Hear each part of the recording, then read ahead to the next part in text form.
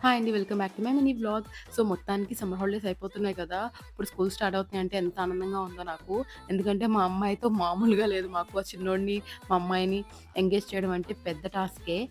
So, మా ఇంట్లో అయితే మా అమ్మాయికి ట్యూషన్ టీచర్ గానీ, సింగింగ్ టీచర్ గానీ, ఏదైనా గూడా మా అమ్మాయి మాట. అన్నీ మమ్మీయే చక్కగా నేర్పేది. స్నానం చేయించుతూ బాడీ పార్ట్స్ అన్నీ నేర్పేది. నంబర్స్ చెప్పేది. ఫేస్ వాష్ చేస్తున్నప్పుడు 1-10 లెక్క పెట్టి లోపల ఫేస్ వాష్ అయిపోతది అని. సో, నేనైతే ఈ సెట్ తీసుకున్నానండి. ఇందులో సర్కిల్ ఇలా టైర్ ద్వారా తిప్పి పెట్టడము.